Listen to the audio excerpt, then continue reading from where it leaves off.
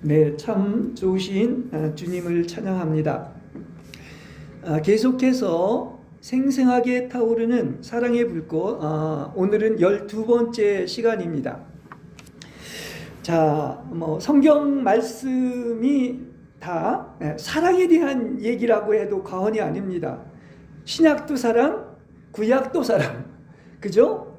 그래서 성경에 보면 모든 계명 중에 으뜸가는 계명이며 모든 계명의 요약을 이렇게 얘기하고 있습니다. 너희는 마음을 다하고 혼을 다하고 생각을 다하고 힘을 다하여서 그대의 하나님을 사랑해야 됩니다. 그러니까 우리 특히 믿는 이들이 해야 할 가장 어떤 창조한 근본적인 목적은 어디에 있느냐고 하면 바로 여러분이 하나님을 사랑하는 데 있다는 사실이죠. 그렇죠? 그래서 그리스도를 얻고 그리스도와 하나 되는 것, 그래서 다른 모든 것을 쓰레기로 여길 줄 아는 것이다 말씀을 드릴 수가 있겠습니다. 그래서 그분이 우리의 주인이시고 또 나의 신랑이시라고 한다면은 우리는 조금 더 누구도 우리를 해치지 못한다는 사실을 아시기를 바랍니다. 그리고 하나님의 사랑을 우리는 차지할 수 있게 하기 위하여 세상과 세상의 모든 것에 대한 우리는 애착에서 벗어나야 되죠. 예, 그렇습니다. 그래서 야고보서 4장 1절에서 10절을 보면 반드시 세 가지를 이렇게 이제 벗어나야 된다는 것을 이야기를 하고 있는데요. 이게 영적으로 세 가지 원수입니다. 그게 바로 뭐냐면 첫 번째는 육체의 쾌락이고 두 번째는 세상이고 세 번째는 마귀란 말이에요. 이 세 가지는 우리가 반드시 벗어나야 된다 이야기를 할 수 있습니다. 그러니까 육체의 쾌락은 반드시 끊어져야 하고 세상과는 친구가 되지 말고 분리가 돼야 되고 마귀에 대해서는 반드시 대적해야 된다. 이것이 바로 야고보서 4장 1절에서 10절에서 말을 하고 있습니다. 우리 인간은 참으로 귀하고 엄청난 존재입니다. 사람은 하나님의 본성의 모습에 따라 창조되었기 때문에 이렇게 영원부터 하나님의 마음의 중심에 이렇게 준비한 이런 축복받은 존재가 바로 여러분들이라는 얘기죠. 그러니까 하나님의 본성의 모습대로 창조된 것이 바로 우리 사람밖에 없는데 이렇게 사랑이신 하나님의 성품을 닮아 사람이 하나님과 사랑을 나누는 이런 불멸의 존재로 지어졌다는 사실을 아시기를 바랍니다. 이게 성경에서 이야기해주고 있는 거예요. 그죠? 우리는 불멸할 뿐만 아니라 또 어떤 것이죠? 그분을 이렇게 사랑할 수 있는 그러한 존재로 지어진 것입니다. 그래서 베드로후서 4장 1장 4절에 보면 이렇게 얘기합니다. 그분은 이 영광과 미덕을 통하여 보배롭고 지극히 큰 약속들을 우리에게 주셨습니다. 이 약속들을 통하여 뭐라고 얘기하느냐 하면 신성한 본성에 동참하는 사람들이 되도록 하려는 것입니다. 이렇게 얘기하고 있습니다. 그러니까 이 약속이 바로 뭐냐면 여러분을 신성한 본성에 동참한다 이렇게 이야기를 하고 있습니다. 참 이건 귀한 얘기죠. 옛날 번역에 보면 신성한 본성에 동참한다는 것은 바로 여러분이 신의 성품에 참여하는 거예요. 어디에? 신의 성품에 참여한다 이렇게 이야기를 하고 있습니다. 그러니까 우리가 신의 성품에 참여해서 결국은 우리가 어떻게 되는 것입니까? 그분과 똑같아지는 것입니다. 할렐루야. 이거 대단한 거죠. 그러니까 성경의 복음인 것은 그야말로 기쁜 소식을 우리한테 이렇게 전해주고 있는데 우리가 하나님과 같아진다는 얘기인 것이죠. 그래서 우리가 이렇게 그분과 같아진다는 소망을 가지고 사는 이렇게 하나님의 자녀들은 주께서 순수하고 거룩한 것처럼 여러분도 이렇게 불의의 오점이 조금도 없이 하나님과 같이 거룩하고 순수한 자들이 되어야 하는 것입니다. 그렇죠? 예. 그리고 하나님과의 거룩함의 어떤 교통을 통하여 모든 것이 인간적인 사람의 일에서 거룩한 하나님의 일로 온전히 변화되면서 결국은 하나님과의 신비적인 일치에 이르게 된다는 것입니다. 이게 이제 계속 지금 그 이야기하는 거 아니겠습니까? 우리는 하나님과 완전히 신비로운 일치에 이르게 됐다는 사실입니다. 그러니까 신비로운 일치는 예수님과 영혼과의 이 친밀함이 하여튼 상상도 못할 정도의 지경에 이르게 되고요. 그 친밀함이 자기 자신이 갖고 있는 모든 것을 상대편에게 주는 거예요. 끊임없이 주고받고 하면서 그야말로 그 친밀함이 우리의 상상을 초월할 정도다, 이렇게까지 표현을 하고 있습니다. 여러분은 하나님을 어떻게 느끼십니까? 아주 뗄래야 뗄 수 없는 그런 친밀한 관계를 느끼고 있습니까? 이러한 느낌을 갖는 거예요. 이 사랑을 하면은 이러한 느낌이 있는 것입니다. 그리고 그 둘은 사랑으로 변모돼서 오직 하나가 된다는 사실이에요. 이게 태초에 창조 이전부터 하나님이 계획하신 것이죠. 그러니까 얼마나 하나님이 여러분을 귀하게 보고 있는지 몰라요. 그러니까 하나님의 아름다움은 바로 영혼의 아름다움이 되고요. 영혼이 바로 하나님인 듯 하나님께 있는 것이 바로 영혼에게도 있는 듯이 보여진다는 사실이에요. 그죠? 하나님과 내가 같이, 나는 하나님을 소유하고 또 하나님은 나를 소유함으로 말미암아 이게 서로 구분이 안 되는 신비적인 일치가 일어난다, 이렇게도 말씀드릴 수 있겠습니다. 그래서 이것이 뭘로만 가능하냐? 이것이 무슨 배움이나 연구가 아니라 오직 사랑으로만 이루어진다는 사실을 아시길 바랍니다. 그래서 이렇게 사랑이 중요한 거예요. 그렇죠? 일치되는 것은 뭐를 통해 된다? 오직 사랑으로만 된다 하는 것을 이야기하고 있습니다. 그래서 이런 체험을 하려면 그 과정이 반드시 필요하죠. 그 영혼의 어두운 밤으로 돌아가야 하는 것입니다. 그게 이제 그 정화의 과정이고 훈련인데, 하나님 위의 모든 것을 벗어던지고 오직 사랑 안에서 그리스도로 변하게 되었을 때, 이게 바로 뭐죠? 영적 결혼에 이르렀다. 지금까지 여러분에게 말씀을 드렸습니다. 그래서 성경에서 가장 아름다운 이야기는 사랑의 이야기이고, 그것도 누구와 사랑? 하나님과 나의 사랑의 이야기다, 이렇게 얘기를 할 수가 있겠습니다. 그래서 이미 창세기에서 씨가 다 뿌려졌지만 그 삼위일체 하나님이 신격 회의를 했습니다. 그래서 가장 중요한 것 한 가지가 무엇이냐고 하면은, 하나님의 우리의 형상과 모양에 따라 사람을 만들자고 했어요. 그렇죠? 근데 이렇게 사람을 만들자고 했는데, 이 장에서 보면 아주 구체적으로 뭐라고 얘기하고 있느냐면, 그 남자와 여자라고 이야기를 하면서 남자와 여자로 창조되었는데, 남자로서 예표된 바로 그리스도와 여자인 아내, 즉 짝인 배필을 말하고 있는 것입니다. 그게 창세기 2장에 나오는 그런 내용이죠. 그래서 이렇게 그리스도와 바로 누구다? 배필인 아내와 결합하여 한 몸 되는 것이 가장 큰 비밀이다 하는 것이 창세기 2장에서 이야기를 하고 있습니다. 자, 이것이 이제 궁극적으로는 뭐가 되느냐고 하면은 바로 신랑이신 그리스도고, 또 아까 짝이라고 했지만 그 정배인 신부가 결혼해서 한 몸을 이루는 것이 하나님의 어떤 정말 경륜의 목적이고, 창세전에 우리 인간을 만든 목적이 여기에 있다, 이렇게 이야기를 하고 있습니다. 그래서 성경은 신랑이신 그리스도에 대한 말씀이고, 그 짝인 배필이 누구냐면 신부된 자를 이야기하고 있는데, 바로 이들을 통하여 우리가 큰 비밀인 천년왕국의 혼인잔치와 새 예루살렘 성에서 바로 신랑이신 남편을 위해서 신부로서 준비된 어린 양의 아내가 된다, 이렇게 이야기를 하고 있는 것입니다. 자, 그래서 오늘은 두 가지 크게 말씀드릴 게 있습니다. 그렇게 크다고 하면, 이 비밀이 크다고 하면 신랑에 대해서 구체적으로 오늘 그 말씀을 드리도록 하겠습니다.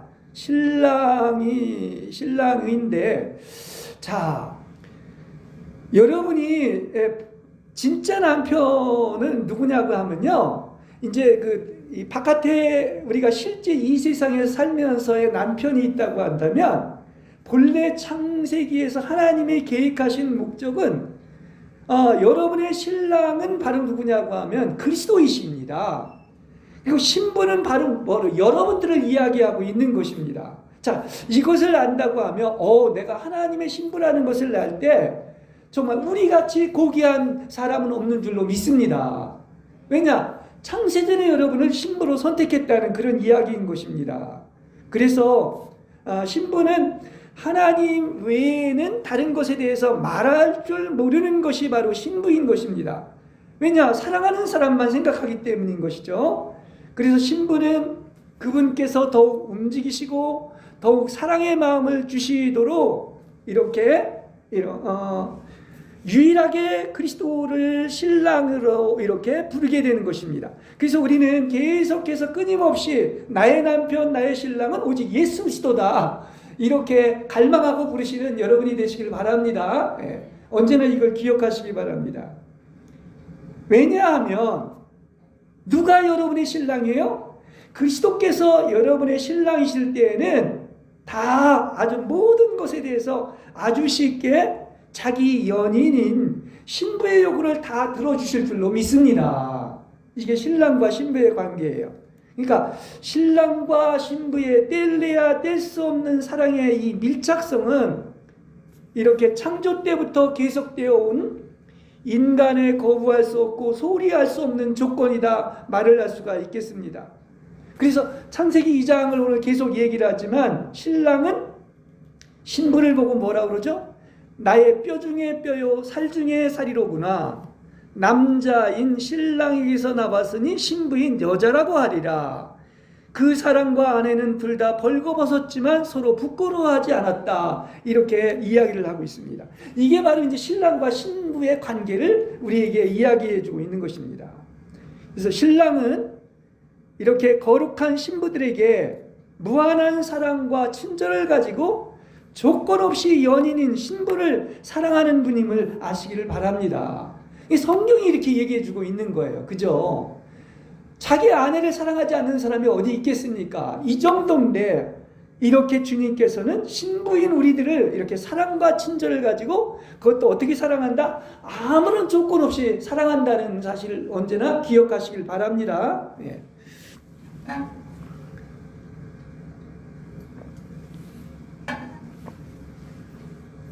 그래서 이렇게 하나 되는 사랑을 이루기 위해 바로 그리스도는 인간이 되셨고 인간을 진정한 아내로서 사랑하고 일으켜 세우시고 이렇게 부드러운 팔에 안아주시고 위대하게 해주시는 것은 물론이요, 얼마나 사랑했다 하면은 대신해서 신부를 위해서 십자가에 못 박혀 죽으시고 이렇게 부활하시고 승천하신 것입니다. 그렇죠? 그 정도의 사랑을 우리에게 보여주신 겁니다. 신부이기 때문에 그런 거예요, 신랑이. 그러나 그분께서는 우리 안에 계시지만 어떻게 계시냐면 드러나 계신 분이 아니라 숨어 계신 분이에요. 숨어 계신 하나님입니다. 은밀하게 계신 분이에요.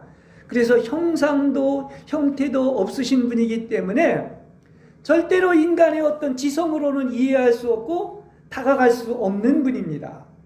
그래서 결국 그분이 누구신지 잘 알지 못하지만 그분을 찾을 수밖에 없는 그러하게 창조가 되었기 때문에 하여튼 그분이 어디서 찾을 수 있는지 알기만 하면 그분의 거처까지 찾아가련만은 그렇지 못함에 탄식만 나오는 것이죠. 이 성경 욥기에서도 그 얘기를 하고 있는 것입니다. 예.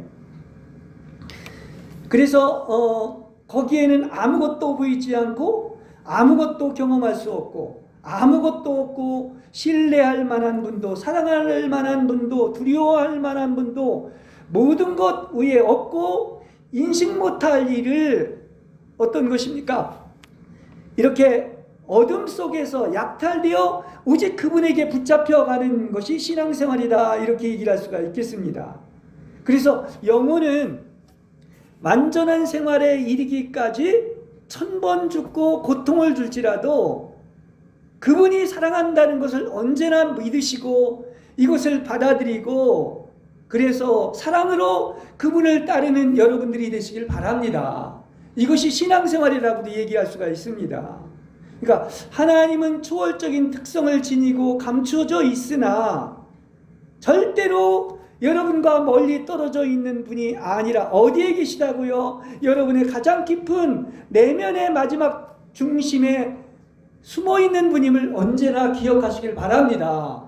실제는 있는 거예요. 그죠? 그러니까 눈에 보이는 것 같지 않고 청각으로 들리는 것 같지 않지만은 그 놀라우신 분이 여러분과 함께 하시고 그것도 여러분의 가장 깊은 내면에 숨어 계시다는 사실은 언제나 기억하시길 바랍니다. 예. 그래서 하나님은 여러분을 계속 바라보시는 거예요.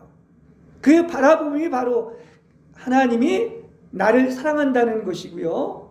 또 은혜를 베풀어 주시는 하나님임을 아시기 바랍니다. 여러분보다 오히려 그분은 더 알고 있고 여러분을 사랑하시고 은혜를 베풀어 주시는 분입니다. 그렇죠? 예. 그래서 하나님은 이렇게 영혼을 바라보고 사랑하고 은혜를 베풀어 주실 뿐만 아니라 신랑이기 때문에 신부와의 완전한 사랑에 빠지기를 원하는 거예요. 그래서 오히려 여러분보다도 그분께서 여러분을 더 사랑하시고 사랑에 완전히 이렇게 들어가서 하나 되기를 원한다는 사실인 것입니다. 이게 바로 하나님의 갈망이에요. 그러니까 성경은 사랑도 그분이 먼저 하셨고요. 또 사람에 대한 하나님의 무조건적이고 거룩한 사랑과 함께 이렇게 그리스도를 신랑으로 부르는 이유가 여기에 있다는 사실이에요. 지금 신랑에 대한 이야기를 하고 있는데 어떤 것입니까? 이건 신랑과 신부의 어떤 절대적인 관계, 친밀한 관계, 뗄래야 뗄 수 없는 관계에서 그래서 우리는 어떻다고요? 신부는 당연히 그리스도를 나의 신랑, 그대는 나의 사랑이라고 이렇게 부른다고 하는 사실인 것입니다. 이렇게 믿는 이는 항상 어떻게 살아야 된다?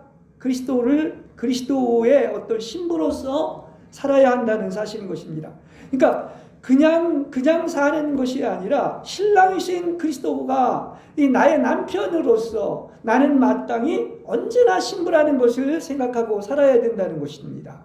왜냐하면 신부는 그 하나님과 그분의 사랑 없이는 살 수가 없는 존재입니다. 그것이 신랑과 신부의 관계예요. 그러니까 사랑은 창조 때부터 사랑과 하나님 사이에 맺어진 계약이고 나아가서는 이것이 바로 사랑인 것입니다. 사랑의 관계로 이렇게 맺어진 거예요. 그래서 신랑의 기쁨은 바로 신부에게 있는데 하나님의 것이 아니라면 모두 벗어버리고 마음과 뜻과 목숨과 의지를 다하여 하나님을 사랑하는 이유가 여기에 있는 것입니다. 그래서 신랑은 이렇게 영혼을 신부로서 받아들이면서 언제나 자신의 부드러운 팔로 감싸주고 닦아주고 귀여워해주고 풍요롭게 해주며 밝게 해준다는 사실을 아시길 바랍니다. 이제 이걸 계속 얘기하는 이유는 하나님이 어떻게 우리를 사랑하고 있고 신부는 어떤 자세를 가져야 하는 것을 이야기하기 위해서 이렇게 하나님의 사랑을 이야기하고 있는 것입니다. 더 나아가서 신랑은 일치를 위해서 신부를 자신과 동격으로 생각을 합니다. 그리고 신부가 겪는 같은 고통으로 인한 아픔을 함께 하고요. 또 신부를 이렇게 아름답게 만들어 주시고 위대하게 해 주신다는 사실인 거예요. 이거는 우리와 함께 사시는 주님에 의해서 이런 일을 주님께서 이루어 주시는 것입니다.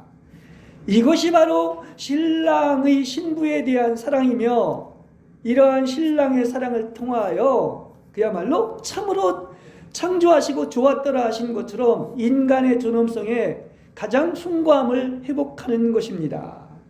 자, 하나님께서는 하나님이시면서도 이렇게 창조 때부터 보면은 여러분을 연인이에요. 여러분을 연인으로 삼으셨습니다. 그래서 당신의 심오한 전능함으로 거대한 사랑의 불길이 끼치는 힘과 효과로 신부를 신랑의 사랑 안으로 완전히 빨아들이는 것입니다. 그렇습니다. 그래서 신랑인 하나님은 이렇게도 얘기할 수 있어요. 앞에서 우리가 전에도 이제 얘기를 한 것처럼 병도 주시고 약도 주시는 분이다 이렇게 얘기하고 있습니다. 그 왜냐고 하면 아가서에 보면은 내가 주를 사랑하다 병이 났다고 얘기를 하고 있고요. 아가서 5장 6절에 보면 문을 열어들었으나 몸을 돌려 가버렸으므로 말미암아 내 혼이 나갔다 이렇게 이야기를 하고 있죠. 이걸 이제 뭐라고 했느냐면 이게 이제 신부가 상사병으로 인해서 상처를 입은 내용을 이제 그동안 말씀을 드렸습니다. 그렇습니다. 그러나 신랑은 연인들이 같은 사랑의 감정을 지니게 되며 같은 사랑의 고통에 시달리기 때문에 이렇게 함께 상처와 시련을 이렇게 받는다는 사실을 기억하시길 바랍니다. 하여튼 그 달콤함, 껴안음, 그 부드러움도 함께 머물면서 하지만은 상처를 받고 시련을 받는 것도 절대 혼자가 아니라 함께 당한다는 사실을 믿으시길 바랍니다. 여러분 안에서 그런 거예요. 그러니까 예를 들어서 시련이라고 한다면은 여러분에게 매번 임하는 시련은 사실은 내가 받는 시련이기도 하지만은 더 크게 본다고 하면 하나님, 내 안에 계신 하나님의 아들이 시련받는 것이요 하나님의 미쁘심이 시련받는다는 사실을 아시길 바랍니다. 그러면 왜 우리 안에 있는 하나님이 시련도 주시고 왜 시련을 받느냐? 그것은 여러분과의 약속을 이루기 위한 거예요. 다시 말한다고 하면은 하나님의 약속은 반드시 그분께서 이루신다는 사실을 믿으시기 바랍니다. 이렇게 신실한 하나님임을 보여주시기 위한 거예요. 왜냐하면 우리는 절대로 어떤 시련이 오면 할 수가 없습니다. 근데 누구만 할 수 있다? 하나님이 할 수가 있는 거예요.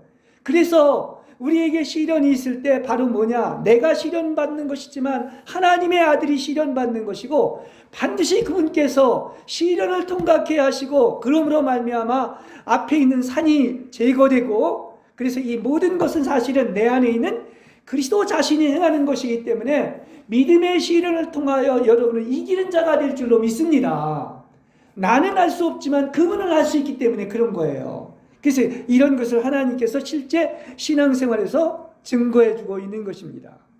이렇게 본다면 우리에게 있는 어떤 시련이나 고난은 변장을 하고 오신 하나님의 축복이고요. 이렇게까지도 얘기할 수가 있습니다. 우연이 없다고 하면은 우리에게 일어나는 어떤 곤경이 바로 뭐냐? 거기에 누가 계십니까? 절대로 여러분 혼자 있는 게 아닙니다. 거기에 하나님이 계신 것입니다. 그리고 고통스러운 곳에서 하나님의 사랑이 계시기 때문임을 아시길 바랍니다. 그렇습니다. 그래서 시편 4편 1절에 보면 우리는 곤란 중에 오히려 어떤 일이 생기냐면 영적인 광대한 세계로 새로운 길을 열어주시고 넓혀주시고 또 하나님의 손과 섭리와 인도하심이 있기 때문이라는 사실을 아시길 바랍니다. 자, 이걸 제가 계속 강조해 주는 이유는 어디에 있죠? 모든 것이 믿음의 세계에서 본다고 하면 하나님께서 여러분을 이처럼 사랑하고 있다는 것을 계속해서 우리에게 알려주고 있는 거예요. 이것이 바로 침묵 속에 감추어진 하나님으로서 바로 이 감추어진 하나님의 의지에는 뭐가 있다? 놀라운 하나님의 사랑이 있다는 사실을 믿으시기 바랍니다.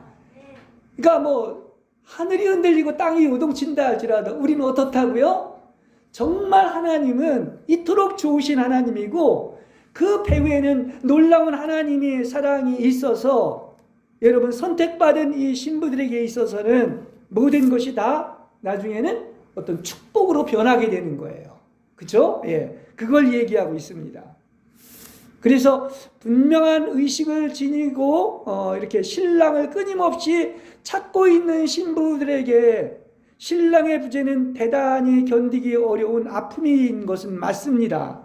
그러나 신부가 신랑을 간절히 찾는다면 자기 신랑이신 하나님께서는 훨씬 더 많이 신부를 찾으시고 이 아픔의 배후에는 놀라우신 하나님의 사랑이 있어서 바로 그 신부를 완전케 해주고 영광스럽게 해줄 줄로 믿습니다.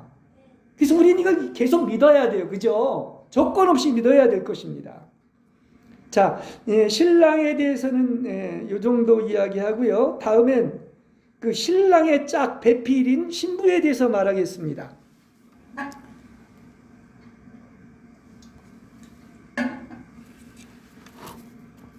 자, 성경을 알고 나면 가장 아름답고 또 거룩하고 흠이나 점이나 티나 주름이 없는 이러한 그 사랑, 하나님의 사랑을 받는 자를 이렇게 정결한 신부라고 이렇게 표현을 하고 있습니다.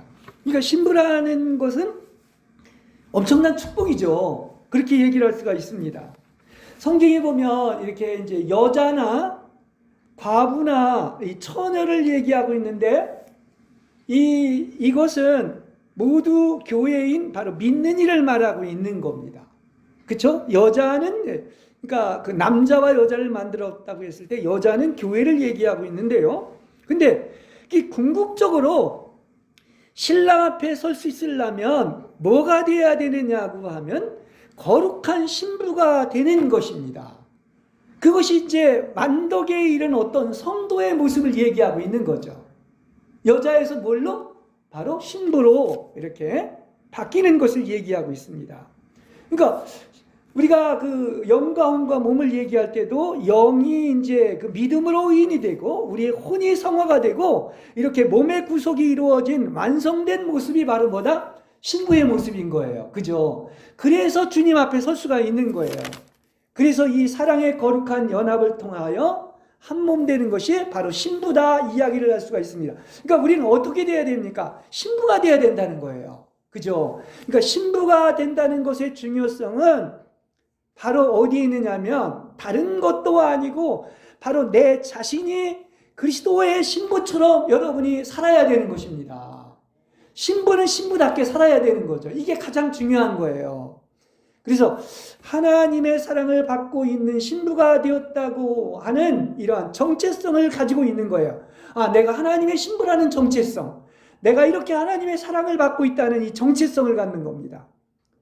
만일에 내가 아직 신부가 되지 못했거나 이긴 자인 신부가 되지 못하고 신부가 무엇인지도 모르고 신부의 영성을 가지고 있지 못하다면 이것은 천년왕국이나 새하늘과 새 땅에서도 손밖에 있어야 된다는 거야.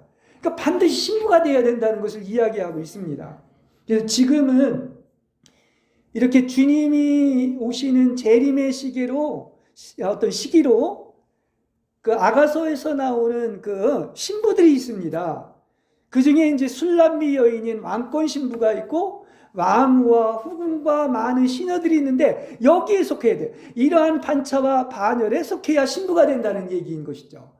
하나님은 누가 되길 원한다? 이미 창조 때부터 여러분들이 바로 신부가 되길 원하는 거예요. 이게 창조의 목적입니다. 그래서 왜 노래 중에 노래인 이 사랑의 노래가 아가서인데 이 아가서가 열려야 하느냐고 하면은 바로 이 사랑을 노래하면서 신부가 이런 사랑을 노래하고 있는 거예요. 뭐 아가서 전체가 그렇지만 아가서 8장 6절에서 7절에 보면 우리 자주 반복한 내용이죠. 바로 이 사랑, 죽음만큼이나 강한 사랑, 질투는 수월만큼이나 잔인하고 많은 물도 사랑을 끌 수 없고 홍수도 잠기게 할 수 없는 사랑은 사랑을 사려고 전 재산을 다 내어놓는다 할지라도 완전히 멸시를 받는 이 절대적인 사랑을 말하고 있는데 그것이 바로 아가서의 내용인데 바로 내가 신부가 되고 아가서가 열리고 그것이 만져졌다고 하면 이건 영성이 어떤 대학원 수준의 어떤 신부의 영성을 가지고 있는 것이고 이것이 바로 결혼 생활이고 지복직관의 축복을 받은 복 있는 신부인 것을 아시기를 바랍니다. 그래서 어떤 때는 이게 좀 어렵게 들릴지는 모르겠지만 우리는 어디까지 가야 된다? 우리가 어떤 믿는 이로서 값없이 구원을 얻은 것뿐만 아니라 혼에 또한 어떤 구원을 얻고 어디에까지 가야 된다? 신부의 영성을 갖는 여러분이 되시길 바랍니다. 그렇습니다. 그래서 이 메시지를 계속해서 전하는 거예요. 그러니까 하나님의 아름다움과 그분의 사랑이 여러분을 사로잡아야 됩니다. 완전히 사랑에 빠져야 돼요. 그래서 신부는 어두운 밤의 여정을 다 거쳤기 때문에 하나님 아닌 모든 것을 벗어던진 성실한 신부가 되어서 바로 뭡니까? 오직 하나님의 천부가 되는 이렇게 유일하고 최종적인 목적은 바로 하나님과의 사랑에 있다는 사실을 아시길 바랍니다. 그래서 우리가 아무리 강조해도 지나치지 않은 것이 바로 뭐냐? 모든 계명의 총칭이 있는데요. 그것을 구약의 십계명이라든지 또 여러 가지 많은 수백 개의 계명이 있고 모든 계명이 있지만 이게 바로 한마디로 이야기를 하면 하나님을 사랑하는 데 있다는 사실이에요. 이게 성경의 결론이다 이야기를 할 수가 있겠습니다. 이 하나님의 사랑이 성령을 통해서 여러분 마음속에 쏟아부어졌습니다. 그 쏟아부어진 것은 바로 뭐냐? 하나님의 사랑을 알라고 하는 거예요. 그렇죠? 그래서 이 사랑의 넓이와 길이와 높이와 길이 깊이에 하나님의 모든 충만에 이른다고 하면 이렇게 이 하나님의 사랑은 영원한 것으로서 여러분은 오직 그분과의 어떤 사랑의 관계 속에서 영원히 아가서에서 노래하는 것처럼 이렇게 아름다운 사랑을 노래하게 될 줄로 믿습니다. 그러니까 여러분은 계속해서 사랑의 노래를 해야 되는 겁니다. 여러분 날마다 그분과 사랑을 하고 있습니까? 그리고 사랑의 관계 속에서 그분의 사랑을 느끼고 있습니까? 그리고 누리고 있습니까? 그래서 그 사랑이 오면 부분적으로 알았던 것이 가장 뛰어난 길인 온전한 것이 오는데 그게 바로 사랑인 거예요. 그래서 사랑이 오면 그때에는 얼굴과 얼굴을 대하여 맛볼 것이요 마주대할 할 것이요 주님께서 나를 온전히 아신 것처럼 내가 그분을 온전하게 알게 될 것입니다. 예, 그렇습니다. 그래서 우리 믿는 이가 삼주덕인 믿음과 소망과 사랑으로 살아가는데 가장 큰 것은 사랑이고 또 하나님이 사랑이시다 하는 것은 사랑 안에 거하는 사람은 하나님 안에 거하고 하나님도 그 사람 안에 거하시고 이것으로서 사랑이 우리 안에서 온전해진다고 이야기를 하고 있죠.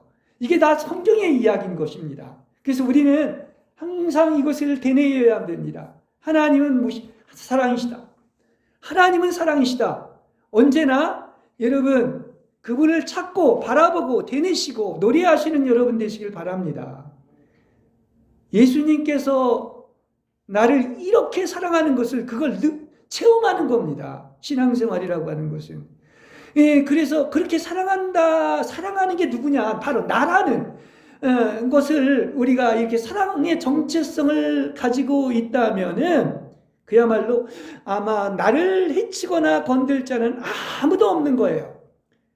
산과 땅이 요동하고 요동친다 할지라도 그렇게 하나님의 사랑은 강력함으로 말미암아 내 님인 그분이 내 사랑이시라는 것을 잊지 않는다고 한다면은 우리는 그분과의 사랑에 빠져 끊을 수 없는 그리스도의 사랑으로 결국은 이 모든 일에서 우리를 사랑하시는 그분을 통해 넉넉히 이기게 될 줄로 믿습니다.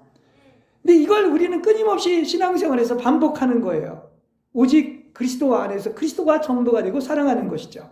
그렇게 되면 여러분은 즐거워하고 기뻐할 수가 있으며 모든 환경을 초월할 수가 있고 또한 오늘부터 하나님께 감사하고 찬양하며 할렐루야 하나님께 감사와 찬양합니다라고 말을 하고 선포하게 될 줄로 믿습니다.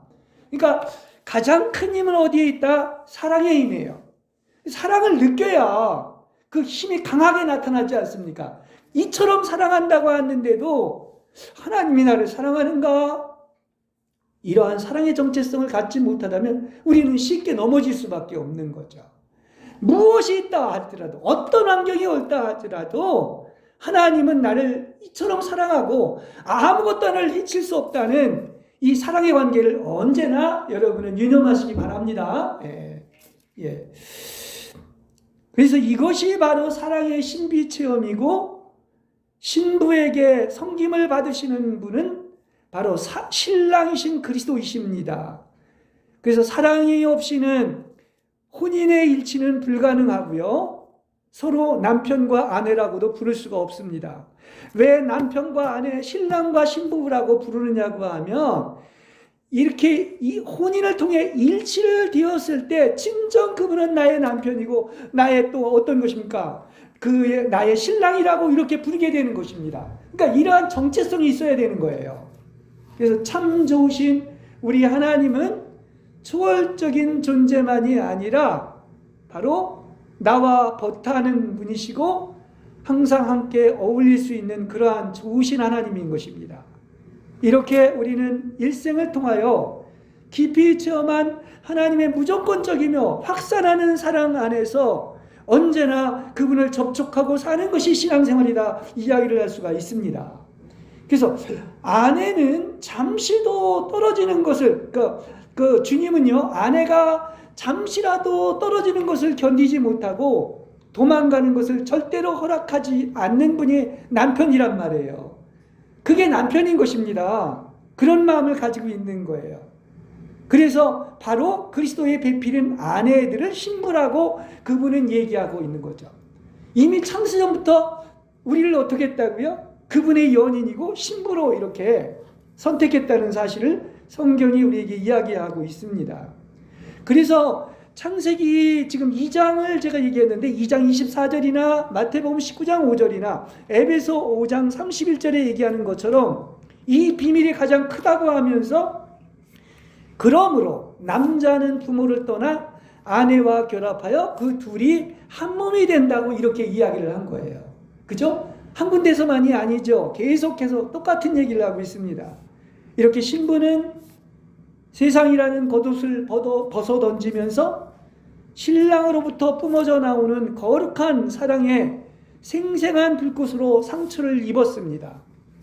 그래서 사랑하는 신랑 때문에 겪어야 하는 이렇게 세 가지 고통의 표현을 이게 이제 사랑으로 인한 상처라고 했는데 여러분 기억하실 것입니다. 상처와 종기와 죽음이 있습니다. 그러니까 상사병으로 인한 상처와 종기와 죽음은 왜 이게 있느냐고 하면은 이게 있을수록 더욱더 그분을 갈망하고 아주 미치도록 그분을 찾을 수밖에 없는 거예요. 그래서 점점 더 하나님을 알아가는 것입니다. 우리가 그분을 갈망하잖아요. 이 상사병이라는 것은 하여튼 그분만을 생각하기 때문에 이런 과정을 통하여 점점 더 주님을 알아가는 것입니다. 그리고 이 죽음을 통하여 영혼을 영광스럽게 하고 완전하게 해주시기 위한 신랑의 어루만지심에서 이러한 사랑이 온다는 사실을 아시기를 바랍니다. 네. 그래서 이 어루만지심으로 인한 황홀함을 영혼은 어떻게 표현할 줄 모르기 때문에 그 사랑을 체험한 사람들은 이렇게 말을 더듬을 수밖에 없다. 인간의 말로는 다 표현할 수 없다. 이렇게 이야기를 한 것입니다. 그래서 신부는 신랑의 아름다움에 매혹된 것만이 아니라 사랑에 빠져서 부드럽고 겸손하고 인내심이 있고 넓은 마음을 지닌 영혼은 바로 그들이 그리스도의 신부인 것입니다. 이렇게 연인과의 사랑에 빠지는 순간부터 신부의 마음은 하나님의 사랑 안에서 녹아버릴 때까지 연인의 부재라는 고통에 시달리면서 죽음에 이르러서 이렇게 연인을 찾아 나가는데, 그래서 이것이 이제 바로 뭡니까? 주님을 찾는 그 과정에서 이런 일이 있는 것입니다. 그런데 신랑을 만나는 것만이 유일한 처방이기 때문에 오히려 더 어떻습니까? 그 상처와 종기와 아픔으로 말미암아 그분만을 찾아 나서는 겁니다. 그래서 연인을 찾으면서 신부는 신랑의 달콤한 사랑을 더욱더 체험하게 되고, 그래서 자신을 성들인 채 하나님께 넘겨드린다고 하는 사실이에요. 그러니까 그냥 편안하면 좋겠지만 이러한 상처나 상사병이 없이는 이런 것이 있지 않은 것 같아요. 그러한 상처가 있고 상사병이 있기 때문에 더욱더 그분을 찾게 되고, 그래서 어떻습니까? 더욱더 신랑의 달콤한 사랑을 체험하게 되고 자신을 완전히 이제 하나님께 송두리째 맡긴다는 사실인 것입니다. 이게 사랑을 체험하는 과정이에요. 여러분은 사랑을 하면서 상사병을 경험했는지 모르겠지만 상사병에 빠진다는 것은 무엇이냐고 하면 전혀 다른 것이 보이지 않는 것입니다. 누구만 보여요? 상사병에 걸렸기 때문에 사랑하는 연인만이 보이게 되고 그분만이 전부가 되는 거예요. 이게 사랑의 특징이라고 이야기를 할 수 있습니다. 그래서 우리가 하나님의 사랑을 해보려고 한다면은 우리가 세상에서도 좀 상사병에도 걸려보고 사랑의 시련도 당해보고 사랑의 아픔을 알아야 됩니다. 그냥 사랑이 좋은 것만이 사랑이 아닌 것 같아요. 그래서 신부는 이렇게 신랑으로부터 끊임없이 솟아오르는 거룩한 사랑의 샘물을 마시면서 살아가게 되는 것입니다. 아가서 4장 12절에 보면 나의 누이 나의 신부는 잠긴 동산 터피농을 봉해진 샘이라고 그랬습니다. 그래서 여기에는 오직 신랑 외에는 다른 것이 들어올 수 없는 곳입니다.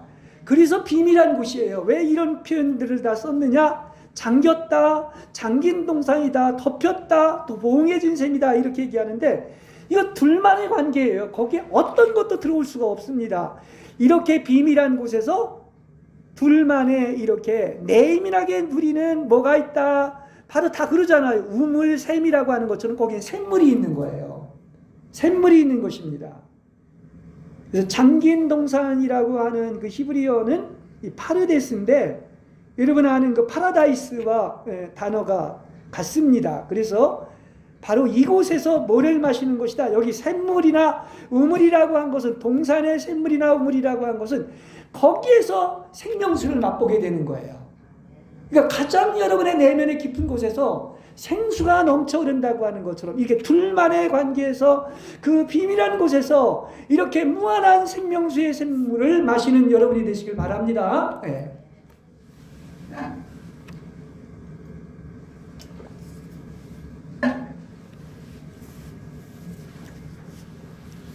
그래서 이제 신부인 영혼은 하나님과 얼굴을 마주 대하고 그분을 뵐 수 있게 될 승리의 날에 모든 신랑의 그 아름다움에 다 참여하게 되는 것입니다. 신랑 것이 나의 것이고 나의 것이 신랑 것이죠. 공동 상속을 하는 거죠. 그래서 지금까지 이야기한 것처럼 창세기 2장에서는 이제 그 사람의 갈비뼈에서 나온 그것을 여자라고 얘기를 하고 있고요. 그것이 이제 결합해서 한 몸 된다는 얘기를 하고 있고, 또 에베소서 5장 22절에서 23절은 남편과 아내의 관계를 얘기하면서 그 아내가 흠점티 주름 없는 거룩한 아내가 된다고 이야기를 하고 있고, 이제 마지막으로 계시록 21장 2절, 9절, 22장 17절에서는 뭐라고 얘기할까요? 바로 뭐가 된다? 마지막 완성이 신랑과 신부가 된다. 이렇게 얘기하고 있는 겁니다.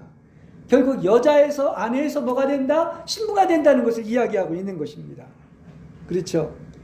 이렇게 삼위일체의 하나님은 창세전의 신격 계의를 통하여 이렇게 사람을 이렇게 만드신 하나님의 의도가 어디에 있느냐고 하면 바로 누가 아닌 여러분이 그분의 놀라운 그 하나님의, 다시 말하면 그리스도의 연인이고 바로 여러분의 배필인 정배라고 하는 이 엄청난 계획, 이것이 바로 하나님의 경륜의 초점이고 창세 이전에 하나님이 계획하심이 바로 연인인 신부를 얻는 데 있다는 사실을 아시기를 바랍니다. 그래서 이거를 강조할 수밖에 없는 거예요. 그래서 여러분이 이렇게 어떤 신랑의 마음, 그 사랑하는 그 마음, 그 창조 이전부터 가지고 있었던 그 중심의 마음을, 그 갈망을 안다고 하면 이렇게 신부같이 거룩하고 흠이 없으며 아름다워라 하신 이렇게 그런 가장 아름다운 단장한 신부의 모습은 없는 것입니다. 이렇게 신부는 귀한 거예요. 그래서 우리가 이 신부의 정체성을 안다고 하면, 이래도 하나님이 나를 사랑하지 않는다고 한다면은 이것은 다 무엇입니까? 이건 하나님이 주신 게 아닙니다. 다 잘못된 생각을 하고 있는 겁니다. 우리가 신부의 정체성을 알수록 오직 뭐를 느낀다?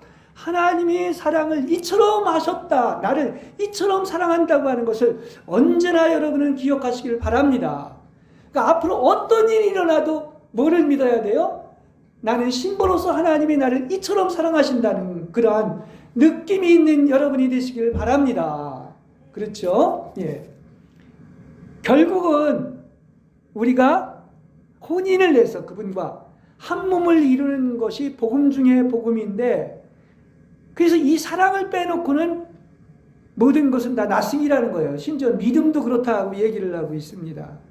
그러니까 그리스도의 연인이며 신부라는 이 큰 사랑의 느낌은 신랑이 신부에게 은총과 빛을 교통하는 만큼 폭넓고 깊게 하나가 될 줄로 믿습니다. 성경은 하나님과 사람 사이의 정상적인 관계를 말하고 있습니다. 그럼 여러 가지가 물론 있죠. 포도나무와 가지의 관계도 있고, 또 고아와 하나님의 관계도 있지만, 가장 핵심은 바로 뭐냐고 하면 성경 전체에서 보여주는 하나님과 사랑의 관계는 어떤 관계냐?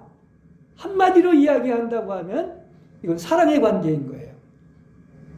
하나님의 유일한 배필이고 대상자로서 하나님과 사랑의 관계를 가장 크게 핵심을 얘기한다고 하면 그것은 절대적인 사랑의 관계에 있다는 사실을 아시기를 바랍니다. 그래서 우리 영혼에게는 영적인 느낌이 있는데, 그 느낌은 뭐를 항상 느낀다? 하나님이 나를 사랑한다고 하는 사랑을 언제나 체험하고 느끼시고 누리시는 여러분이 되시길 바랍니다. 그러니까 마지막은 역시 사랑이에요. 그죠? 예, 그걸 알 수가 있습니다. 그래서 신부가 항상 느끼는 것은 사랑의 관계를 느끼는 거예요. 믿는 이가 하나님의 사랑을 느끼지 못한다면 이건 문제가 있는 거예요. 예.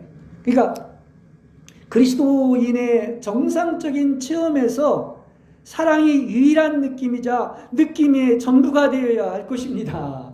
그렇죠? 네. 하나님은 사랑이시다.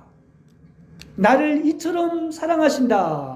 이렇게 이야기를 하고 있는데, 이렇게 하나님의 사랑이 우리에게 부어져 있기 때문임을 느낀다고 하면 이것이 바로 나와 하나님의 정상적인 관계라는 사실을 아시길 바랍니다.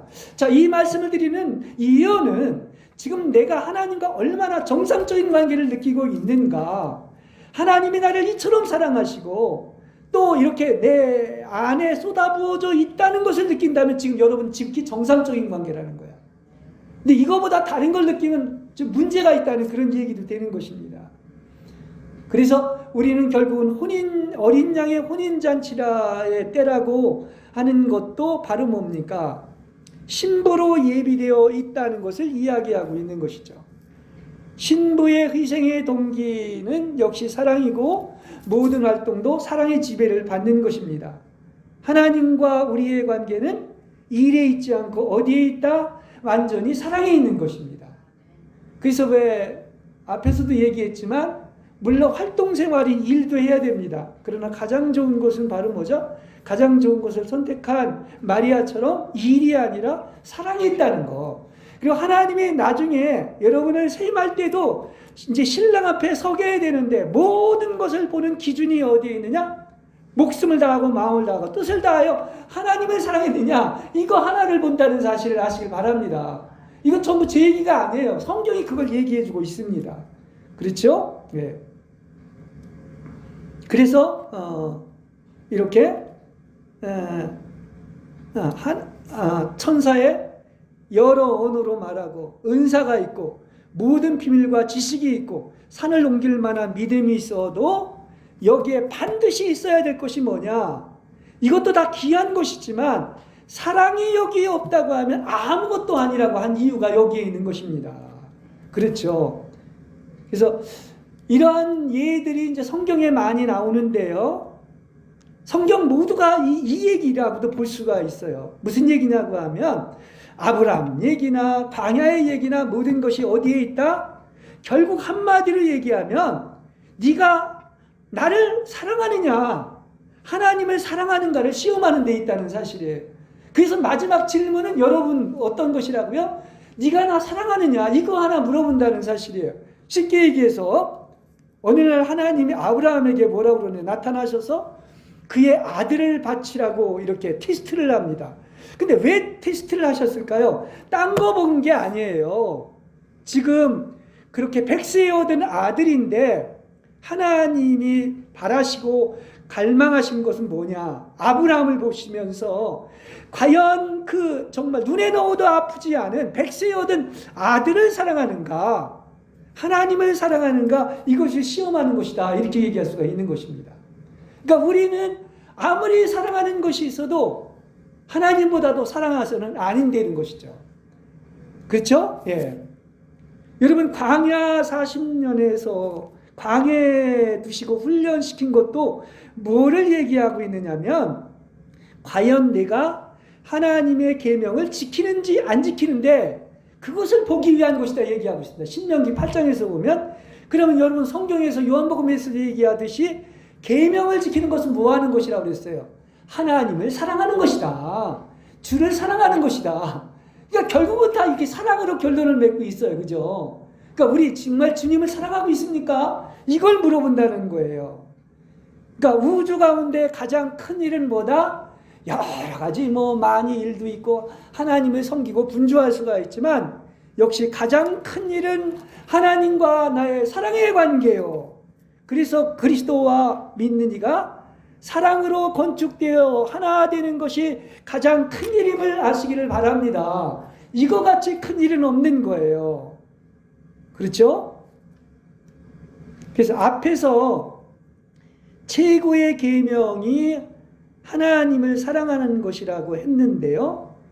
우리가 이제 여러 가지 구약에서의 많은 계명들이 있고 모든 선지자와 율법과 강령이 다 있는데 그것에 대한 어떤 계명의 핵심이 바로 뭐냐고 하면은 십계명의 1계명도 하나님을 사랑하고 경외하는 것이고 그 모든 계명의 요약은 바로 하나님을 사랑하는 데 있다. 그 계명의 목적이 거기에 있다는 것을 우리는 알아야 할 것이고 그래서 결국은 뭡니까? 가장 큰 죄는 어떤 죄냐? 살인죄나 간음죄나 도덕질하는 것이 아니라 성경의 하나님의 중심의 마음을 본다고 한다면은 하나님을 사랑하지 않는 것이 가장 큰 죄임을 아시길 바랍니다. 애초부터 타락하게 된 것도 마찬가지인 거예요. 진짜 하나님 사랑했다고 하면 절대로 죄를 범하지 않았을 겁니다. 딴 마음 품는 거예요. 다시 말하면 남편도 사랑 안 하고 하나님한테도 사랑하지 않은 거야. 가장 큰 죄는 뭐다? 하나님 사랑하지 않은 것이 가장 큰 죄임을 아시길 바랍니다. 이거 한 가지만 확실히 알아도 좋을 것 같아요. 그러니까 하나님을 사랑한다는 것은 우리 속에서 주님처럼 신선하고 달콤하고 향기롭고 아름답고 좋으신 분은 없다고 하는 그런 고백이에요. 그래서 제가 아까도 이야기를 하고 있는 것처럼 아무리 세상이 흔들리고 요동하고 그리고 나아가서 이렇게 혼란하다 할지라도 하나님같이 좋으신 분은 없고 하나님은 나를 언제나 이처럼 사랑하신다는 거, 하나님같이 좋으신 분은 없다. 하늘에서도 땅에서도 없다. 이 고백을 하는 여러분이 되시길 바랍니다. 그게 하나님을 얼마나 사랑하느냐의 증거인 것입니다. 사랑 못하면 의심하게 되죠. 그리고 딴 생각을 하죠. 그리고 흔들리죠. 요동치죠. 왜 그렇습니까? 하나님의 사랑에 대한 확실한 정체성이 없기 때문에 그런 거예요. 이것은 바로 저의 모습이기도 한 겁니다. 우리 인간은 그 정도로 약해요. 근데 어떻습니까? 하나님은 또다시 여러분을 사랑하시고 품어주시고 회복시켜 주시기 때문에 정말 이렇게 하나님이 나를 사랑한다는 것을 언제나 되뇌이고 기억하는 여러분이 되시길 바랍니다. 그래서 주 예수보다도 귀한 분은 없다고 하는 것처럼 이렇게 주님보다 더 귀하고 달콤한 것이 내 안에 있다면 그것은 내 속이 지금 타락했음을 증명하는 것이고, 그것은 또한 가장 큰 죄를 범한 것이다, 이야기를 할 수 있겠습니다. 오늘 설교의 내용에서 그 핵심은 그거 같아요. 하나님 사랑하는 것보다 더 사랑하는 것이냐, 어떤 시간을 뺏기거나 영향을 받는 것이 있다면 이거는 근본적으로 하나님을 사랑하지 못한 죄를 범한 것이다. 어떠한 일이 있어도 하나님의 그 사랑을 믿고 하나님같이 좋으신 분은 없다고 하는 그 사랑의 고백을 하는 것이 하나님이 가장 기뻐하는 일이라는 사실을 아시기를 바랍니다.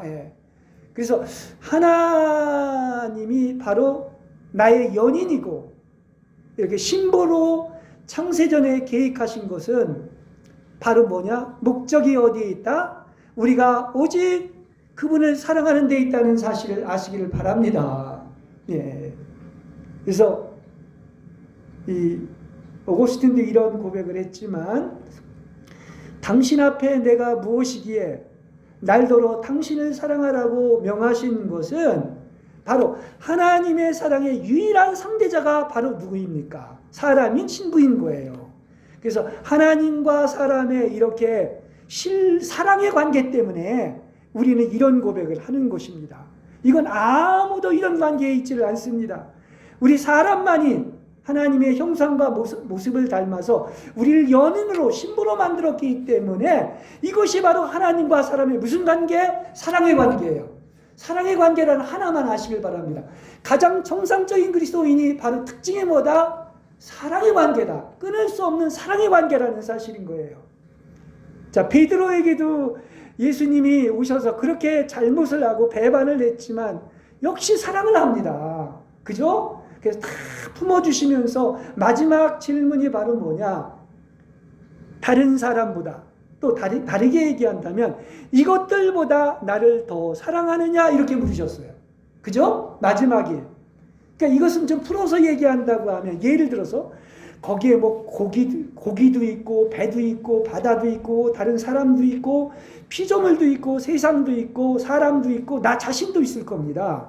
그런데 왜 예수님은 다른 거 안 물어봐요? 너 이런 죄 범했다 저런 죄 범했다 물어보지 않고 다른 것보다 이것들보다 나를 더 사랑하느냐 이렇게 물어보고 있는 거예요. 이 말은 무슨 얘기냐? 이러한 모든 것들보다 나를 더 사랑하느냐 하는 질문이에요.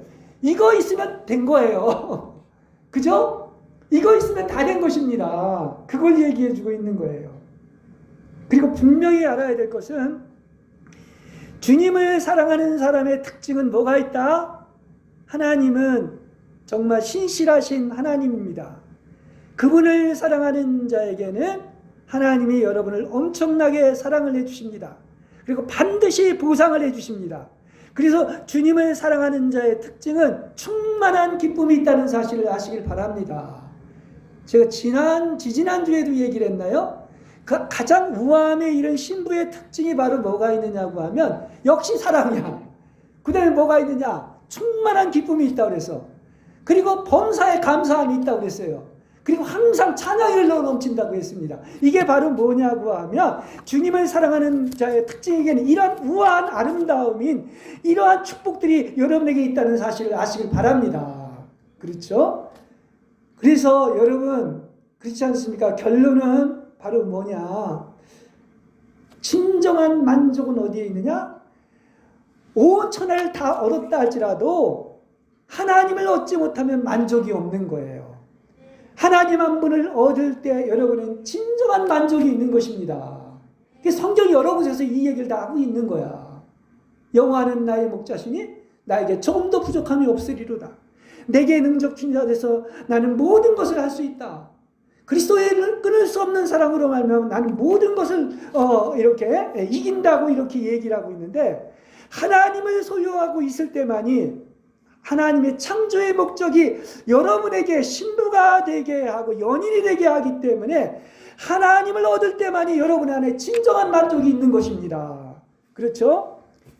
그래서 이 사랑의 산불꽃을 말한 것도 결국은 뭔 얘기입니까? 한마디로 얘기한다면 하나님이 나를 이처럼 사랑하고 그래서 나를 연인과 신부로 삼으셨고 나도 하나님을 목숨 바쳐 사랑하고 있다는 것을 어떻게 알아? 항상 느끼시는 여러분 되시길 바랍니다. 딴 거 느끼지 마세요. 이 사랑의 느낌을 받기를 바랍니다. 여러분이 항상 느껴야 할 것은 바로 하나님과 나의 정상적인 이 사랑의 관계로서 그것만이 가장 뛰어난 길이고 온전한 것이요 가장 큰 것입니다. 그러니까 우리는 느낌이라는 것이 있는데 어떤 영적인 느낌이라는 것이 있지 않습니까? 혼이나 어떤 세상이나 다른 느낌으로 살지 마시고 오직 신랑이신 그분과 사랑의 느낌으로 살아가는 여러분이 되시기를 간절히 축복합니다.